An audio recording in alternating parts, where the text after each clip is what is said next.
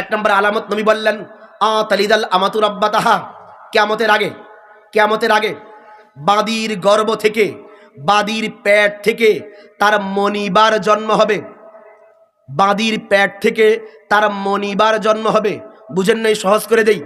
এর মানে আম্মার পেট থেকে এমন সন্তানের জন্ম হবে যেই সন্তান বড় হয়ে আম্মার সাথে এমন আচরণ করবে, মানুষ মনে করবে ছেলে বুঝি মালিক আর আম্মা বুঝি তার বান্দি।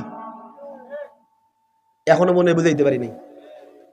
তালিদাল আমাতু রাব্বাতাহা, বাদীর পেটে তার মনিবার জন্ম হবে। মানে কি বুঝো নাই?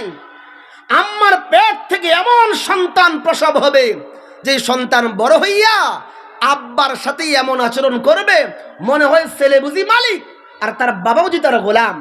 ছেলে বুঝি মালিক, মা বুঝি তার বান্দি। এমন আচরণ করবে, কিয়ামতের আগেই ঘটনা ঘটবে। বলেন তো ২৫০০-এর মানুষ, কিয়ামতের এই আলামত মনে হয় এখনো ঘটে নাই?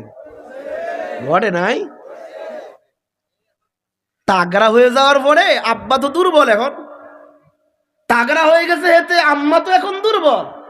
এমন ঝাড়ি দেয়, পরিচয় না দিলে মানুষ মনে করবে হে বুঝি মালিক আর বুঝি এর বাড়িতে কাজ করে মহিলা। এরকম লোক আছে কি নাই? হাতে ধরে পায়ে ধরে বলি, যাদের আম্মা আছে একটু হাত তোলেন তো দেখি। আমার আছে আলহামদুলিল্লাহ, হাত নামান। আব্বা আছে কাদের? আমার আব্বা নাই, হাত নামান। আব্বা আছে, আম্মাও আছে, কার একটু হাত তোলেন তো দেখি। মাশাআল্লাহ, আপনারা কপালওয়ালা, নামান হাত। আমি আপনার পায়ে হাত রেখে একটা কথা বলবো। মা বাবা যে কত বড় নিয়ামত, যাওয়ার পরে বুঝবেন, আগে জীবনও বুঝবেন না। বিছানায় পড়ে থাকা বাবা যখন চলে যাবে না, তখন মনে হবে আপনার ছাদ চলে গেছে, ছাদ নাই। মা বাবার সাথে এমন আচরণ করবেন না যেন মানুষ মনে করে আপনি মনিব, আপনার আব্বা আম্মা গোলাম। একটা গল্প বলি, প্রসঙ্গ আমি ছেড়ে দেব। গল্পটা মনে পড়লো, হযরতে শেখুল ইসলাম মুফতি তকি উসমানী দামাত বারাকাতুহুম তার ইসলাহি খুতুবাতে এই দামি গল্পটা লিখেছেন। এই যুবকদের দিকে তাকায় আমি গল্পটা বলবো, হৃদয়ের কান দিয়ে গল্পটা শুনবেন। তিনি লিখেছেন, এক বাবা বৃদ্ধ বয়স হয়ে গেছে। মানুষের যখন বয়স হয়ে যায় তার চোখ থাকে, পাওয়ার কমে যায়। কান থাকে, শ্রবণ শক্তি কমে যায়। হাত থাকে, ধরার ক্ষমতা কমে যায়। পাও থাকে, চলৎ শক্তি, হাঁটা চলার ক্ষমতা কমে যায়। ব্রেন থাকে, মুখস্থ শক্তি কমে যায়। বুঝাইতে পারতেছি? কথা কি বুঝতেছেন? ঠিক যেমন এই লোকটা জন্মের পরে ছিল, মানে বাচ্চা, সদ্য প্রসূত বাচ্চা, হাত আছে, কেউ ধরতে পারে না। কান আছে, কেউ শুনেও বুঝে না। চোখ আছে, দেখেও বুঝে না। পাও আছে, হাঁটতে পারে না, দুর্বল। সব আছে কিন্তু দুর্বল। যখন একটা লোক বৃদ্ধ হয়, তার ওই বাল্যকালটা ফিরে আসে বৃদ্ধ বয়সে। বুঝতে পারতেছি আমি? একদম পারফেক্ট বাল্যকালটা ফিরে আসে। বাল্যকালে এক কথা বারবার বলে, বুড়া মানুষ দেখবেন এক কথা বারবার বলে। বাল্যকালে যেটা বলে এটা এখনই লাগবে, জোর করে আদায় করে। বৃদ্ধ মানুষ দেখবেন বলছে এখন লাগবে, এখনই লাগবে। বৃদ্ধকালে শিশুকাল ফিরে আসে, একদম পুরা একটা আরেকটার জায়গায় ফিট খায়। ভালো করে বুঝেন। মুফতি তকি উসমানী লিখেছেন, এক বৃদ্ধ বাবা একদিন বিকেল বেলা তার যুবক ছেলেকে নিয়ে তার ঘরের বারান্দায় বসা।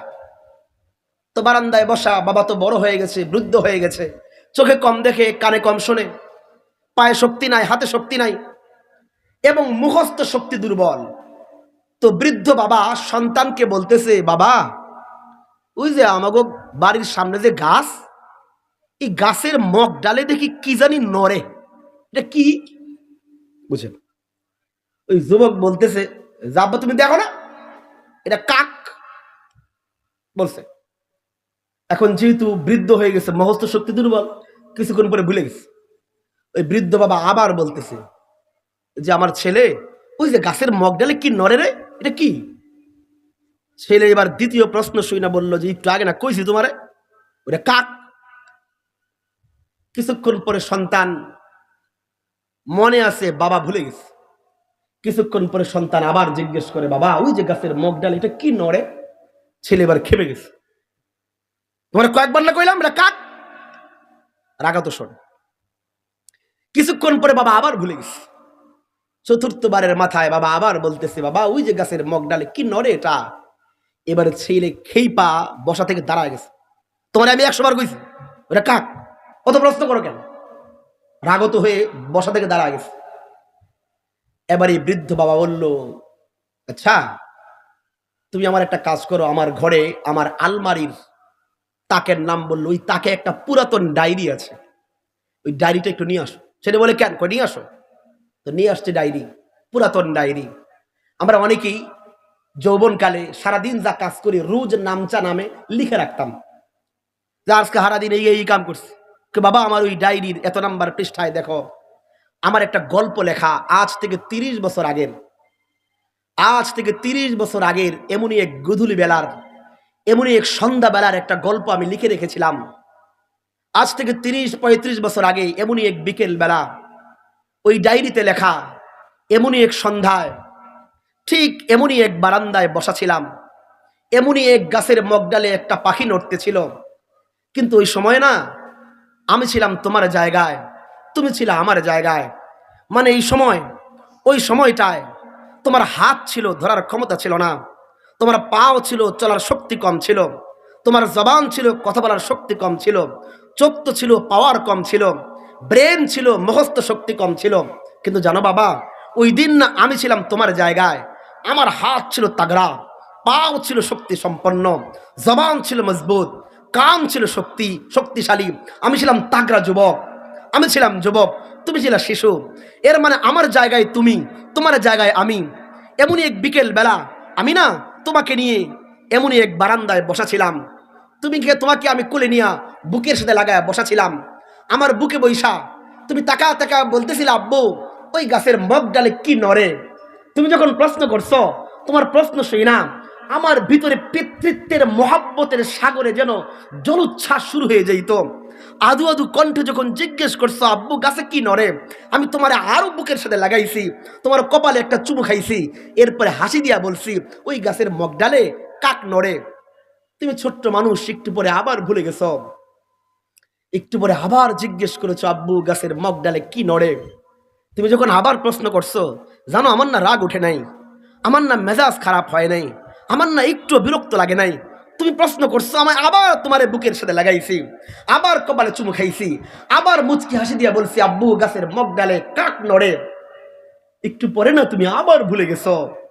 তুমি তো ছোট্ট মানুষ, শিশু মানুষ, ভুলে যাওয়া তোমার স্বভাব। তুমি আবার প্রশ্ন করেছো, আমি না আবারও বুকে লাগাইছি, আবারও চুমা খাইছি, আবারও উত্তর দিয়েছি।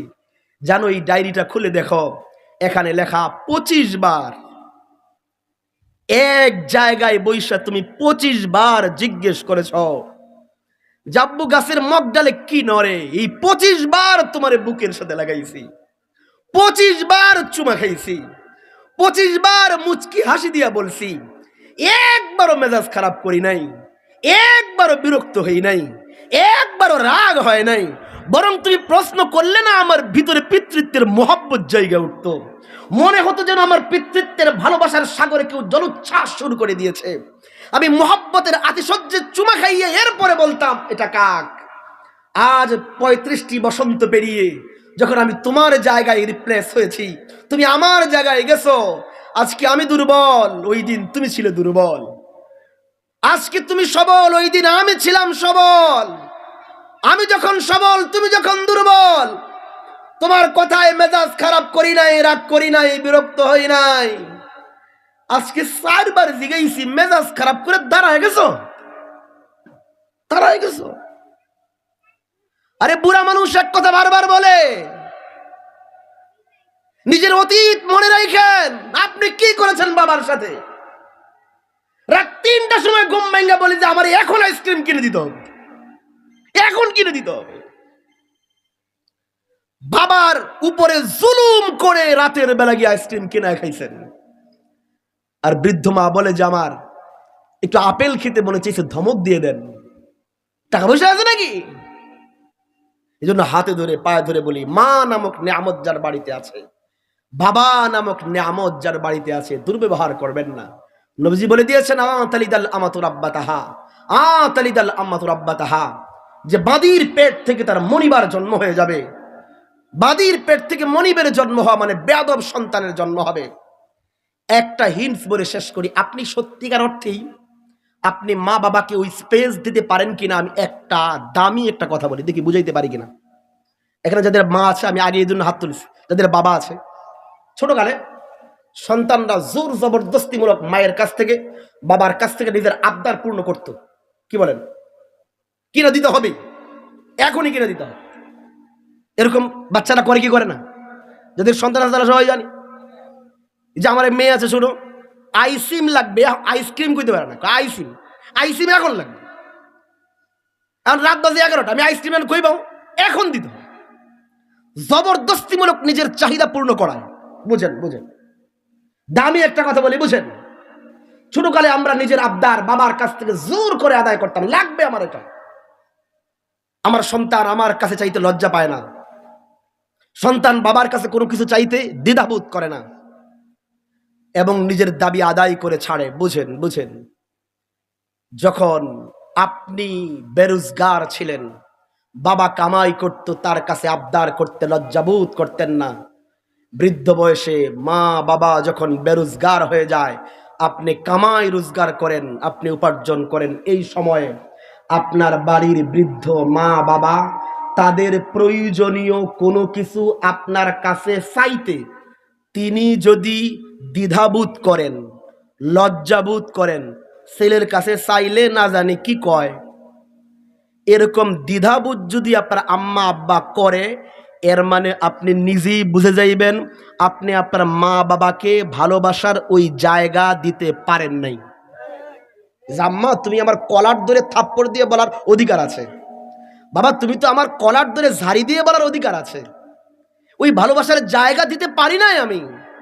যেন তিনি নির্দ্বিধায় নিঃসংকোচে তার যেটা সেই সময় দরকার তিনি বলতে পারে।